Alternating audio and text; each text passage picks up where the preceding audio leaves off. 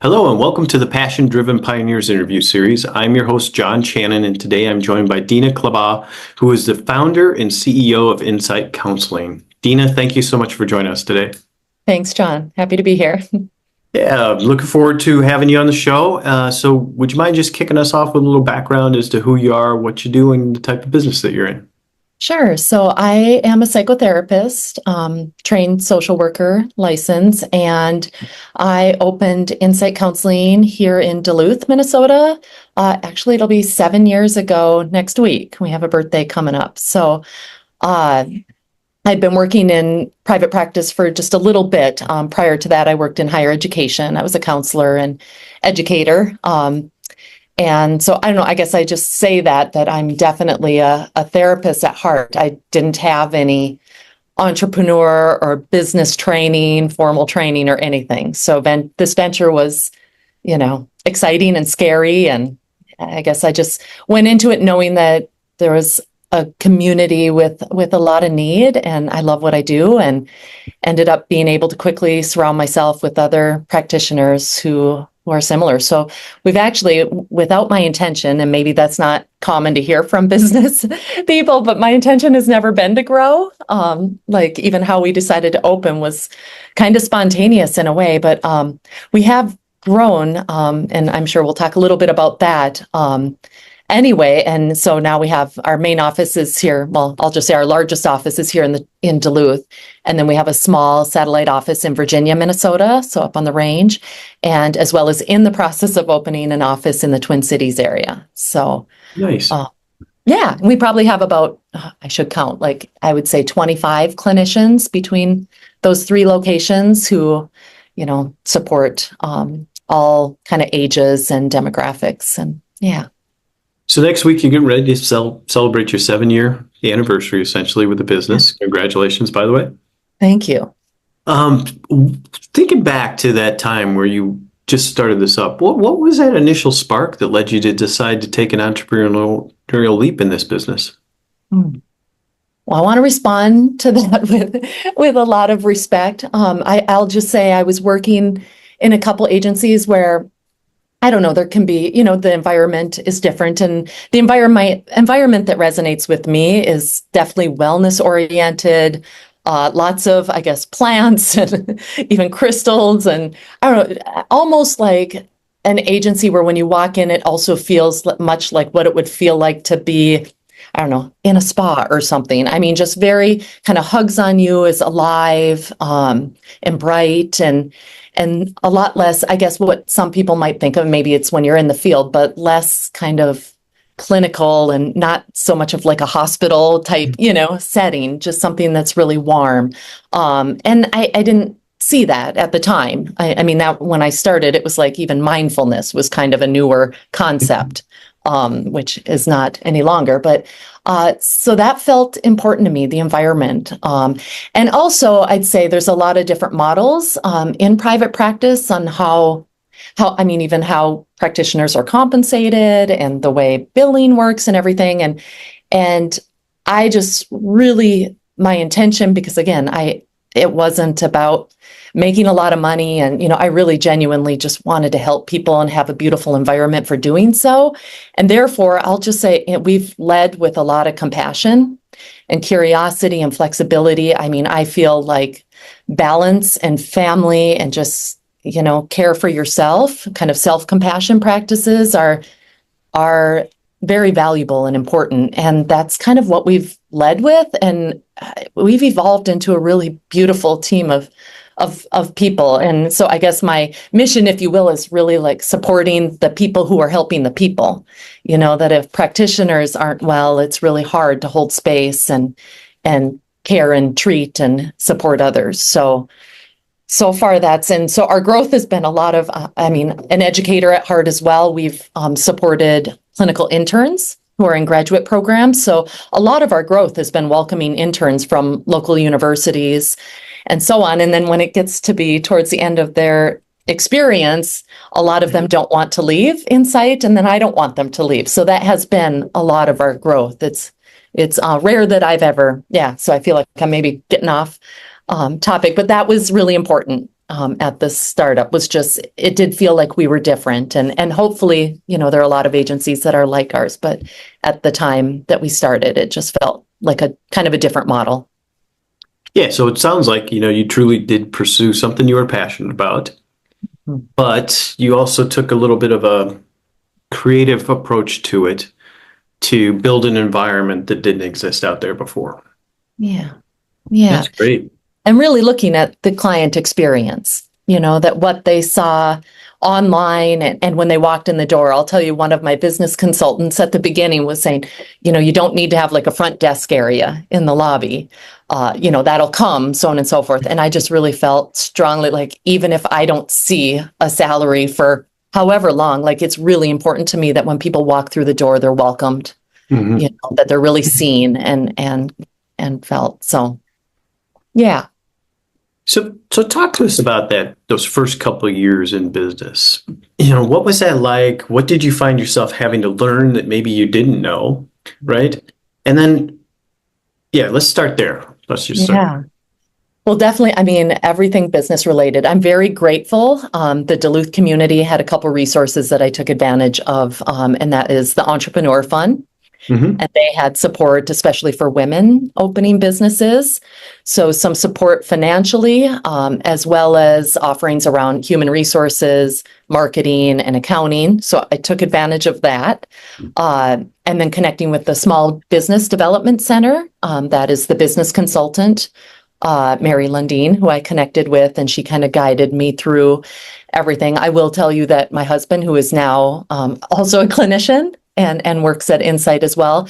He was very instrumental in one of the most challenging things at the very beginning, which I didn't anticipate, was contracting with health insurance panels. I mean, I guess I just thought if you're qualified and can serve the community, that would just be a given, but we had to really advocate, with panels like Health Partners, Blue Cross Blue Shield, so on and so forth. So the first year was interesting because we wanted to be accessible to all people, and a lot of people, at least in our communities, really need that health insurance benefit to be able to access services, and out-of-pocket cash option is not an option. So that was interesting. I could write a whole chapter on just, acquiring and contracting with health insurance panels. But I'm not afraid to ask questions and to connect with others. So I'm really grateful to those business owners and community members who were willing to share, and kind of connect with me along that way. So, and there's just a lot of details. There's a lot, to go into. I mean, furnishing a space and all of that, all kinds of things that are above and beyond just, sitting with my clients in a space and doing that healing work. I have to laugh that my business consultant, Mary Lundeen, said when I first met her that she remembers, and it was kind of neat because I grew up in northern Minnesota, so outside of International Falls, and she said that there was an individual, I don't know his name, but he won an award, a business award, in Duluth. And when he got up to accept his award, he said, what the best part about owning your own business is? It's that you get to start your 16-hour day whenever you want. And I'll just say that really resonated, and I love it. So, I mean, it is that case where it doesn't really feel like work, and I'm surrounded by beautiful people. I have had a little taste of that lately because I'm opening this Twin Cities office, which will include 3 therapy offices and a lobby. So I'm furnishing and kind of doing all the things that I did 7 years ago with Duluth. So I'm kind of reminded about, all of the work that goes into that startup phase. So tell us a little bit about the business model that you have for your business. And I'm just kind of curious as to, are folks employees of your Great business question. or organization, or are they like 1099, or are they leasing space? What's that business model look like? Great question. And I'll say in this practice that it really varies. So our model is we do have an employees, and we take care of all the things related to space. There's no renting of space or anything.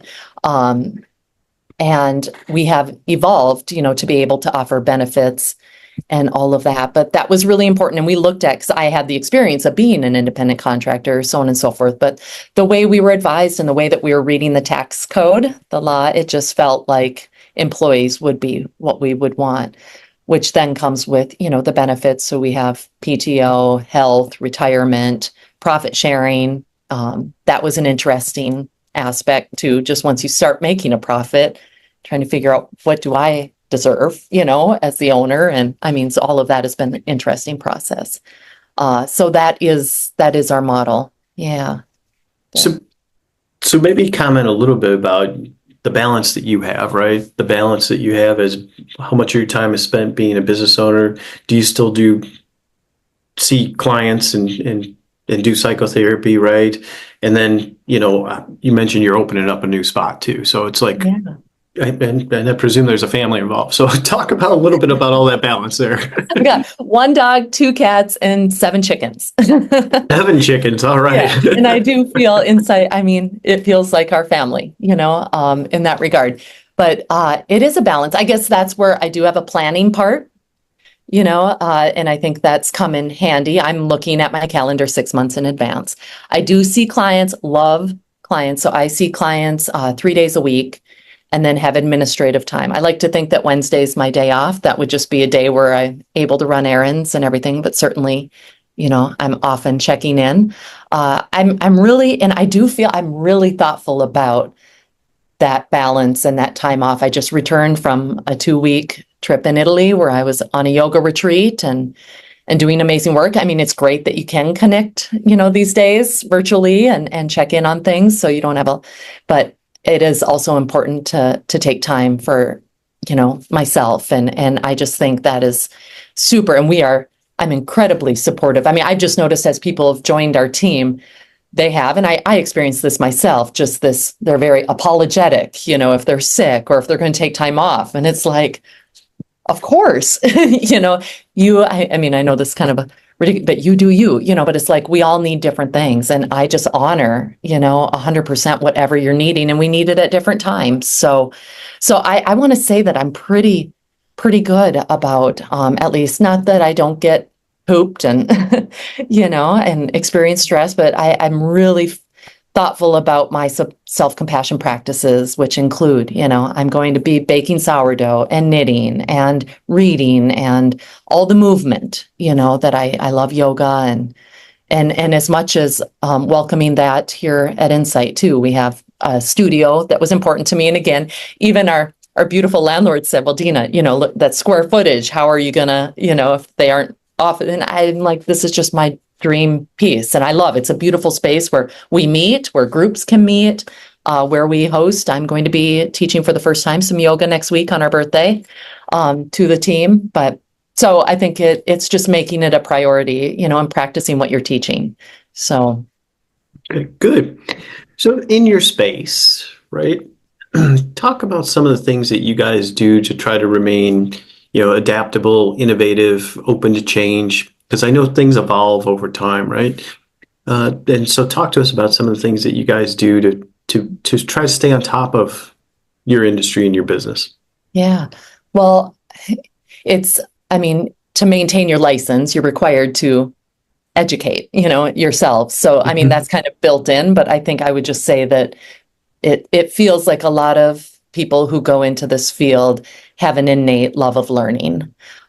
So we're constantly, as you can imagine, there's all the therapies, all the things. I'm in the process of earning my training in internal family systems, which is amazing, life-changing.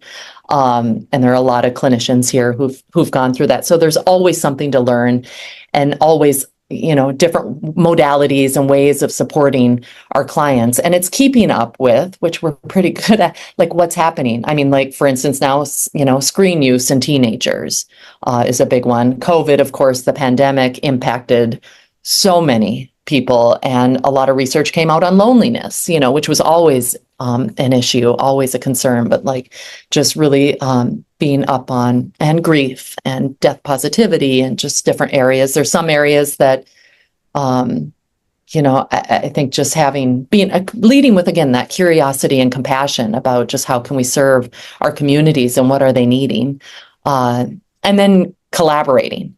It is just vital. We, meet at least weekly, if not more, to consult and And that's just a space where I can't imagine working, and some people do it and they are awesome and probably find other ways. And now with, technology, it's easier to access, but like being able to consult and ask questions and problem solve with our colleagues is really, and to be able to just relax and unwind too, and just, talk about everything is vital. And we have a beautiful space for doing that. And we have, a group that loves to get together outside of, kind of traditional work hours. And I think that's just really helpful. We're just really respectful. I just feel really blessed, in that regard. And then in loving like our environment, the space, what people want. We have a lot of plants and a lot of just life and energy, and that's important to us. I just handed off 3 birthday gifts, where it's like this little plant thing and then some, I don't know. It's just to be able to celebrate really life, John, is what it is, That's a neat outlook. Yeah. So you talked about a little bit about you opening up a new location, but would you mind maybe just sharing with us some of your future plans and goals that you have for your business? Yeah. Well, and again, the locations this was a couple clinicians who were relocating to the Twin Cities, and one of them even started working somewhere else and said, Dina, I really miss Insight, and I have some family in the area. So it's really, I use this word maybe too much, but it's been organic. So I think just continuing to love on, and when I'm in the business, some of my meetings with other business owners, I guess polishing is a word that comes up, just really like loving on and hugging what we've already created, and just making sure that all the needs are met in that regard. And then as far as growing, there's a huge demand, there's a huge need, I think, for group therapy and group counseling, and support groups and things. We have a pet loss support group that we've had for years and years that I facilitate once a month, but our team has a lot of interest in that, offering group support. And so that is something that we're planning to offer. And then just additional services like, ADHD testing and support. We now have a psychiatric nurse who works with us who can prescribe medications and really support. And it's like, I think she spends 45 minutes, with them. It's not a quick 10-minute. We really want to look at that kind of integrative, cohesive way of supporting people in their process and in their journeys. So that would be, and I was trying to think there might be something else. I feel like I'm missing a couple things. There's lots of things shaking and moving, and especially since Michael, my partner in life, as well as, he's really connected with the business as well. He's got a lot of energy and a lot of beautiful gifts. So that's really helped enhance, and quite honestly, allowed me to open some space in the other areas that I feel I'm more skilled at. So. That's good. So, knowing that this show is kind of targeted towards people that may be in their first few years of business, do you have any final thoughts or words of advice you'd like to share with our audience today? A couple that come to mind right away is really being true to you. You'll get a lot of people giving you advice and they're doing it their way, but really checking in, I think, and being authentic about who you are and checking in with people who you trust and who you respect, I think is helpful. And also being able to share what you're learning. When I was starting out, there were some people, and I understand, maybe more competitive and like keeping things close, but I really appreciated people who were willing to share and kind of collaborate. And I am very committed to that when I get a lot of people who reach out to me for some guidance and advice and everything. So my grandpa always said, give more than you receive. And I do think that's a beautiful philosophy, and just how can you share what you're learning? And also you don't need to know it all. It's okay to say you don't know, to ask questions, to make mistakes. I'll tell you, I just had a whole bunch of furniture shipped to our temporary office in Edina this week and had to have a movie. It's just like, I'm blaming it on jet lag a little from Italy, but it's like, and I just, there were parts of me that wanted to hide that from everybody and like just fix it without, but it's like, it's okay. Like we make mistakes and we learn. That's data, right? Like we learn from that. So I guess there's a bit of just be authentic and Don't be afraid to ask questions and don't be afraid to share, with others. And there are a lot of amazing resources out there, and take advantage of it. And yeah. Well, listen, Dina, thank you so much for your time today. Thanks, John. Yeah, it's fun to connect with you. I appreciate it. Yeah, it was great meeting you and learning more about your journey. And I really appreciate people who pursue those passions that they love, and then all of a sudden they've got a business going because of it, because that's really cool. It is. Then to everyone watching, I look forward to seeing you in our next episode.